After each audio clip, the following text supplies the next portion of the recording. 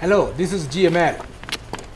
My guest today happens to be Shaban Natembea, the man from Western region. What's the village? Emmanuel. Emmanuria. Emmanuria? Yep. Emmanuria? Yep. Oh, Emmanuria. That's interesting. We are discussing politics. We are discussing NASA versus the Jubilee. Raila Odinga is the flag bearer of NASA. And so many governors supposedly in Jubilee region, they have gone home. We start with Nakuru.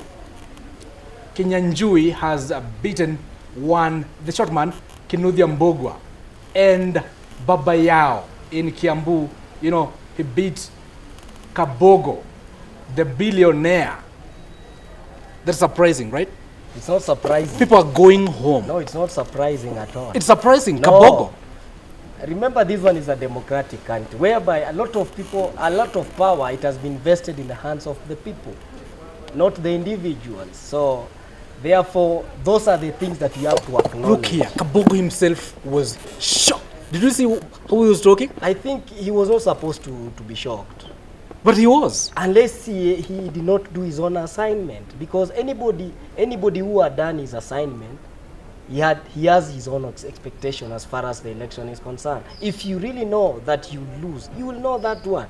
And if also you knew that you would win, these people knew it very well. And the polls showed that Kabogo was on top. What is this polls?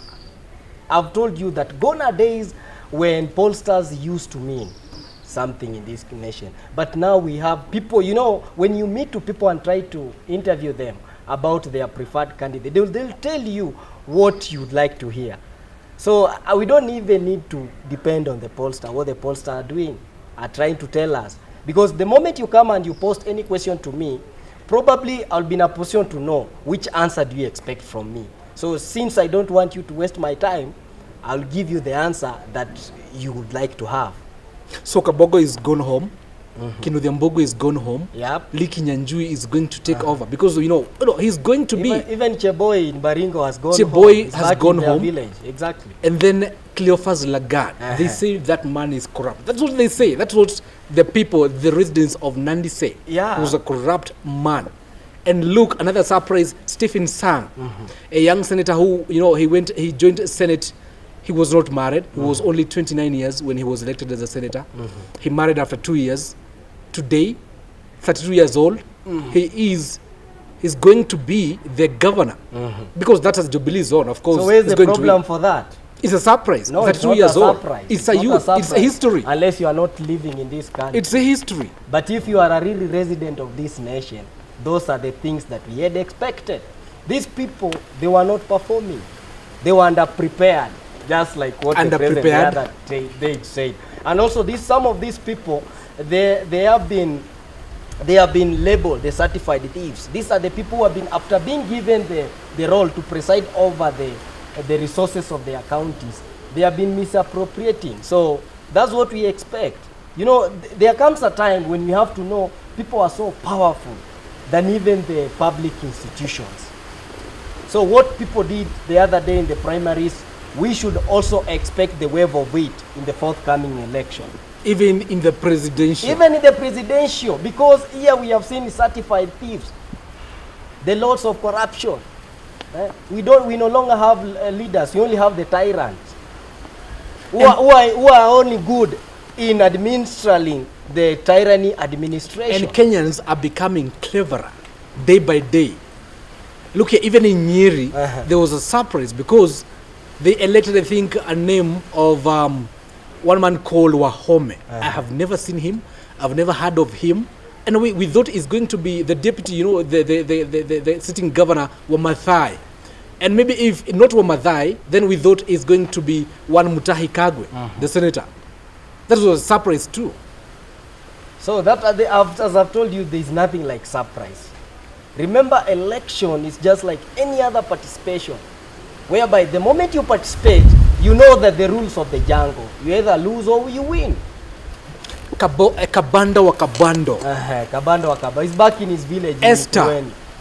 Like in Nyeri, they chased away all the MPs and the governor, and they left, Kanini Kega was the survivor. Kanini Kega, the MP, Kenya East, he was the only survivor. Very good. Politics in Kenya, are they changing? Yeah, actually, the politics is changing because number one, it has come now to our point that there are some leaders after being elected, they keep off people who elected them. So people have come to this point of liking to associate with people who acknowledge their low living standard. And that's why we have seen those things are happening in Nairobi, also in Kiambu. Because some of these leaders, they will take all their time living in Nairobi in expensive houses, while the electorate back in the village are suffering. They are not only lacking water, but also security. So what the people are doing, I like it so much. And I think these are the people who are acknowledging the existence of the new constitution, because we have a new constitution. When you get to chapter 1 of the Kenyan constitution, it clearly says that the power is given by the people. People are the one with the power. So these are the people who have donated a few powers to the public institution or even to the public leaders. But when it comes the right time, they can withdraw that power. And we have a few governors who they say, they have a good track record, like Mandago. He went through and it's like he won. And then you have Tolgos in Elgeyo Marakwet. We have a few governors who, they've come back. No, it depends. It also depends. Because there are some of these politicians, even if they have done little, but the way they relate with their people. Remember, people they're just like babies. They like it and appreciate somebody who acknowledges how they live.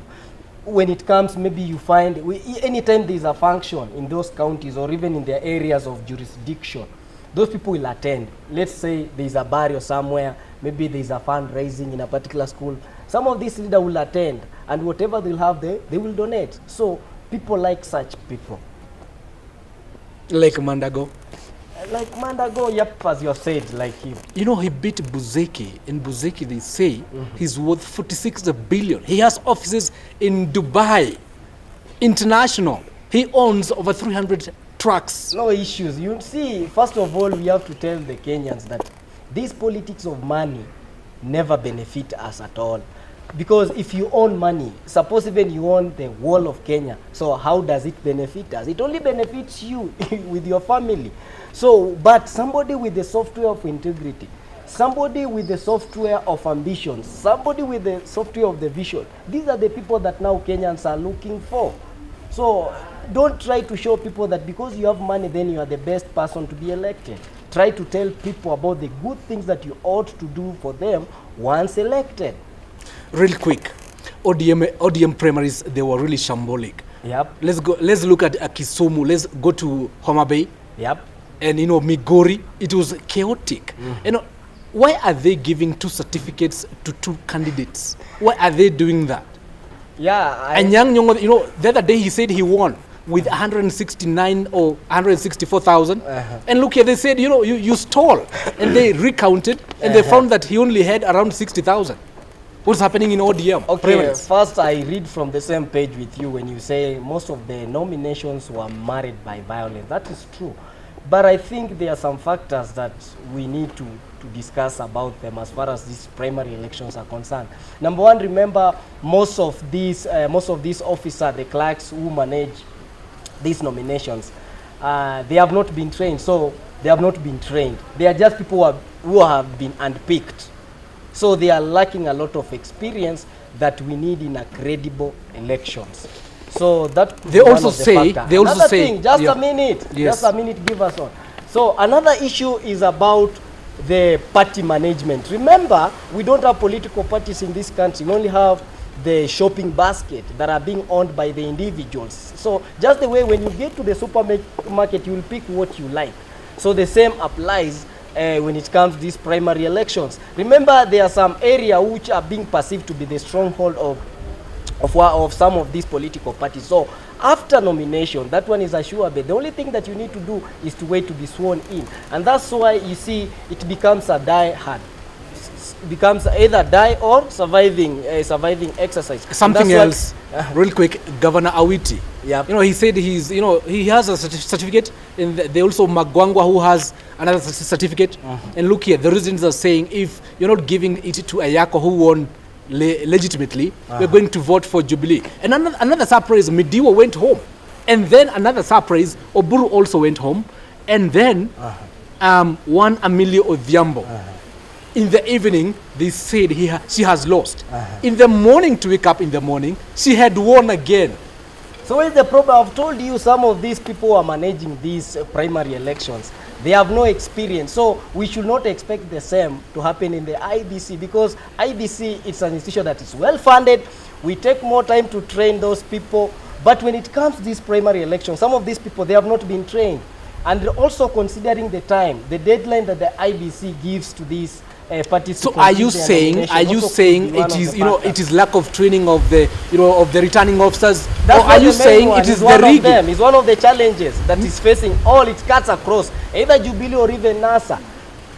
We have not experienced much rigging in Jubilee than NASA. No, and unless you don't do your assignment.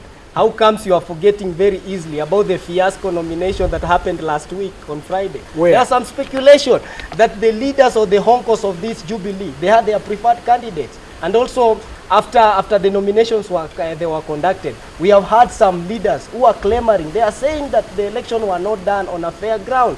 Even Kabogo himself. I don't know if you heard him. But Kabogo was beaten so clearly over a range of 200,000 or 300,000. I just wanted to dismiss your statement saying that we did not see also the fiasco nominations, the Jubilee. We saw it, but you can't compare it. No, you can't compare it with NASA. I tell you the reason. Remember, Jubilee, it is the party that is in the rule. So it controls, it's well funded, it has a lot of money. You can remember how many millions they collected from the aspirant, about 800 million. Not only that, they are the one to control even the police. So the police belongs to the Jubilee. So therefore, they have enough space to control their nominations as compared to the opposition. Remember, the opposition are not in government, so they are just begging. Finally, give us some policemen finally, to take care of our nominations. Finally, Sonko versus Kenneth. Yep. What was this expected? Yeah, we really expected. It said that Jubilee, their preferred candidate was Kenneth Peter PK. No, those were just speculations, I've told you. And in the world of politics, we have to expect a lot of narratives. It's only in politics whereby we have fact, PR, and also propaganda. But from where I stand, I think Sonko was the best bet. Why? Because this is the person for a long time has been trying to associate with the low-class people back in the villages. These are the people who, although some people, his critics will say those are just hooligans. But remember, these are the people with votes. The so-called middle-class people, the people who are working together with Peter Kenneth, these are the richest people who never vote. They cannot persevere the hotness of the sun to queue from 6 to 5. Is Sonko going to beat Kidero come 8th August? Real quick. Yeah, yes, he can. From where I stand, what are the chances? What are the chances? What are the chances? Because for the last 4 years, Kidero has not been performing. That's number one. Number two is because of his association. I've told you, most of the people who are ready to queue and vote, they are the people that Sonko has been associating with. So we have to expect Sonko to have enough votes when it comes to the 8th of August. And he seems to be getting votes across the parties. Yeah, he has to, and it's because of his personalities. Although his critics have been talking about his image, but I don't see if we really need an image. People don't really care. No, we need people with the software to bring in change. Remember, Sonko has been presenting himself as a philanthropist person, and those are the people that Kenyans are ready to die for. That is his image. No, it's not really his image. He just tried to. It's just a way of winning the vote. Thank you so much. Okay, thanks to GMN. That was a guest, Shaban Natembea, and he's saying Sonko might overthrow Kidero come 8th August. Let's wait and see. Any surprise in August 8th of presidential elections? Let's wait and see. My name is Giverson Maina. See you next time.